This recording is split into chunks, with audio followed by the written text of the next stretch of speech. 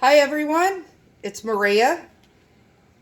This is the first time that I'm trying to do this, so we're seeing how this is working out. My dad is helping me by filming. Um, I am going to I think I'm going to start out by telling everyone, let me have it, what paints I'm using. So I'm using Artist's Loft titanium white, the ready mixed pouring paint. I am using Arteza iridescent fiery red mixed with the Artist's Loft pouring medium and the Liquitex gloss medium. I am using, it's probably not very visible, Arteza iridescent fancy black, again mixed with the Artist's Loft pouring medium and the gloss medium. Arteza pearl sage green, mixed the same way. Arteza pearl raspberry red, mixed the same way. And then I have two new colors. Folk Art Color Shift Blue Violet, mixed with the pouring medium and the gloss medium. And Folk Art Color Shift Yellow Green, mixed with the pouring medium and the gloss medium. Okay, I'm going to hand this back to my father and let him... your hand is right in the middle of the thing. Go back around. Dad, I have it go around. I was going super. There you go. Okay. And we are going to start. So I'm going to start out with the titanium white, and you can see I'm doing a tulip flower pour with the tulip dessert dish. These are the plastic tulip dessert dishes, and they're really, really, really cheap. So they're really not, it's not a big deal to use them. And I'm just going to pour a good bit on here to get it started flowing. And then I'm going to start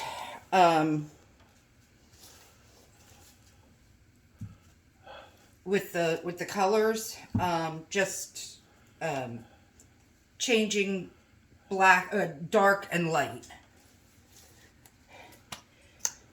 So I'm going to start with actually a light. This is the the iridescent fiery red. And I'm giving it a little pour right on there. You can see I'm pouring straight out of the containers that I mix in. It's actually kind of a easy way to do things. I'm going to use the fancy black next. And these are all mixed really well, and come on,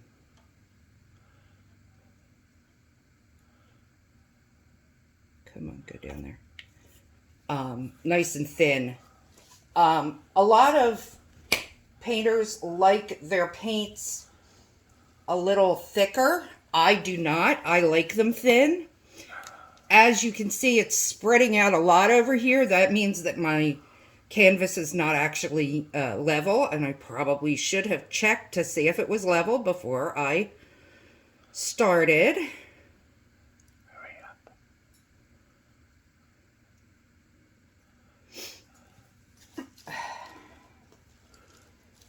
So that was the Folk Art Blue Violet, and I'm going to use this Pearl Raspberry Red. It looks like it's a little thicker than the other paints were.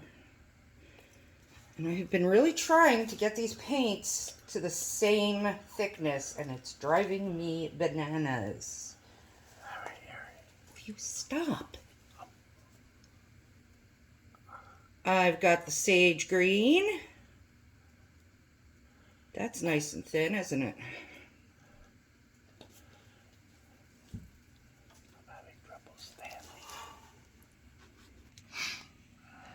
Okay, and we're back. We had to do a little shifting there, but we're still doing good. We got the yellow-green color shift going in.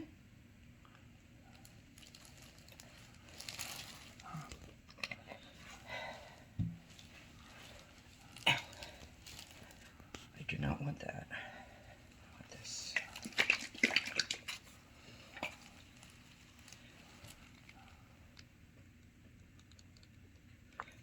Oops, I shouldn't have done that, should I?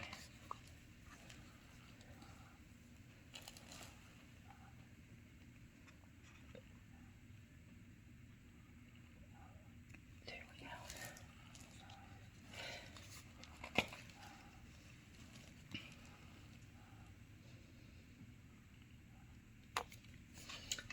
And we have black and the blue-violet color shift.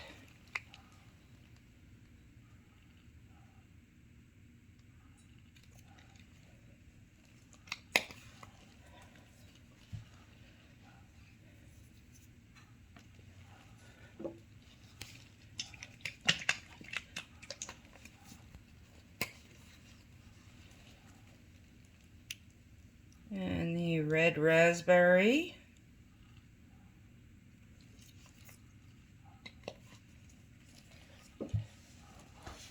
And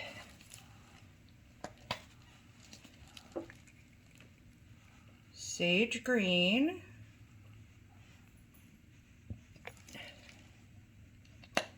One last little bit of the yellow-green color shift.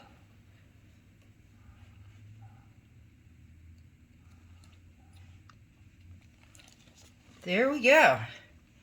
Now we can already see that the paint is dripping off the sides here, so I'm going to start tilting this in just a second as soon as I pull this off.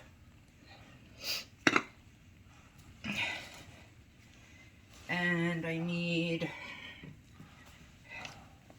a little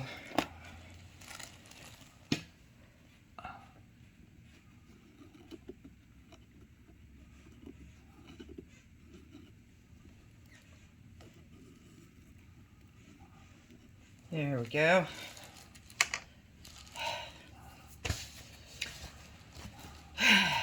And as my buddies over at Masse Art Studios say, it's tilting time. So we are going to tilt. You need to pull that up, Dad. We're going to tilt all of this off. I'm going to turn it this way. And trying to get it back into the center there.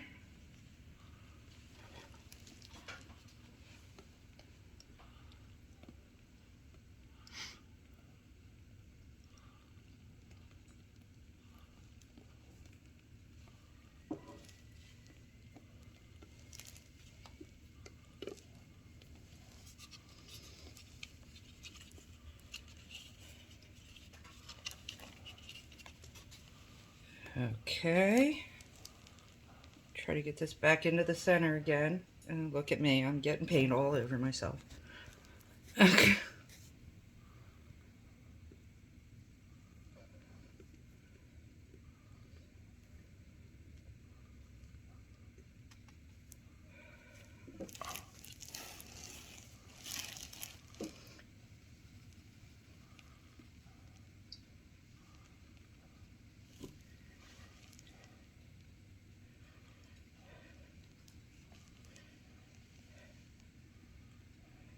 I usually wear gloves to do this, so... But I forgot to put them on before I started taping, and I just kind of let it go at that point.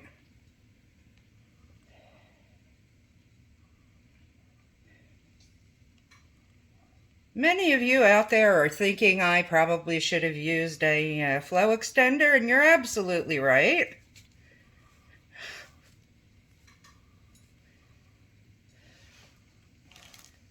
But we're almost there. Come on. That's close enough. We're just going to tilt this back. Oh, this is kind of neat looking on this corner.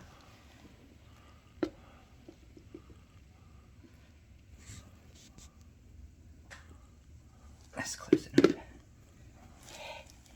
And I'm just going to use what's on my fingers to kind of finish off the edges here.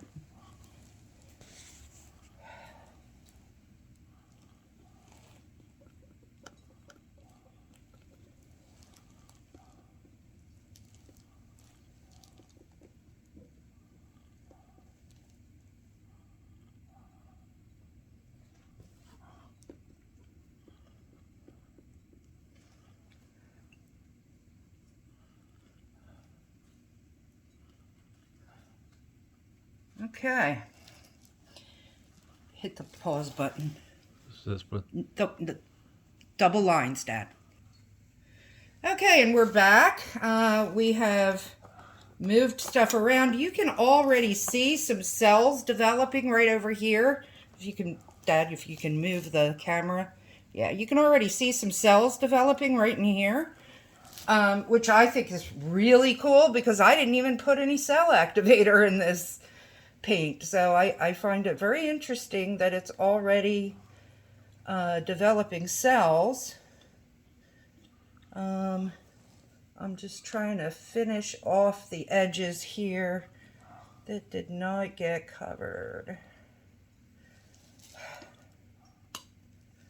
And I'm going to come around the side here because I had two spots that I noticed over here.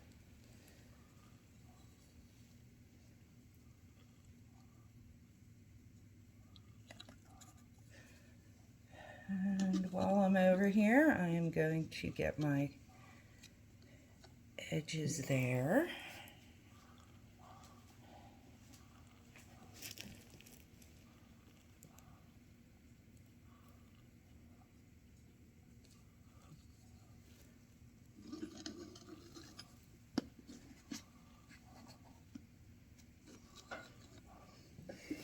I'm not sure if you can see, I also put some paper folded up underneath that one corner that was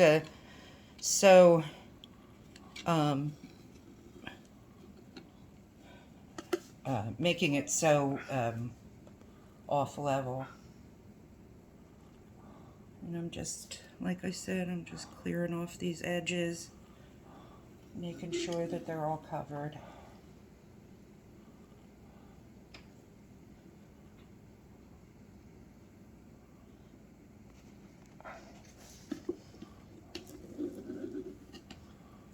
Okay, and now we're going to hit it with the torch. This is the torch that I use. It's a plain old creme brulee kitchen torch. It's kind of gotten pretty beaten up, and I actually have some paint on it now, and I'm probably going to need to wash it for the first time.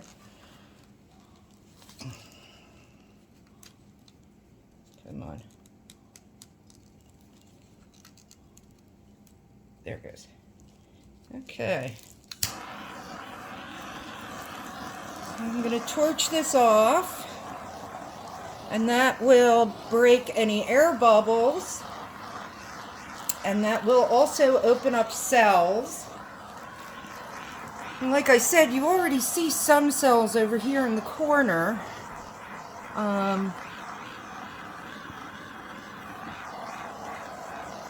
But I find it kind of interesting because I didn't put any cell activator in this at all. And I'm getting some actually pretty nice little cells. I really need to do something about that. We're gonna pause here, and I'm gonna come back when it's a little drier and I can give you a semi-wet finish. So, see you later. Okay, so it's been, that did not mean to do that. It's been about 10 minutes, and the painting is dry enough for me to show you a wet finish on it. As you can see, I'm going to show you what I use to paint in, to pour in. I have a square tray from a water heater, the water heater trays, and then I use these Gladware, or I use the generic brand of the containers, food containers, to put things on top of. And then, of course, like most people, I use, if you can see them under there, the push pins. There's one right there. The push pins to keep it up to keep the canvas up off of the level of the thing. I also put a few pieces of folded paper under there just to keep it from being too far off center as far as the leveling was concerned. So as you can see, I got a lot of cells right in here. That's kind of interesting to me, but I have a feeling the Artist's Loft pre-mixed paint has some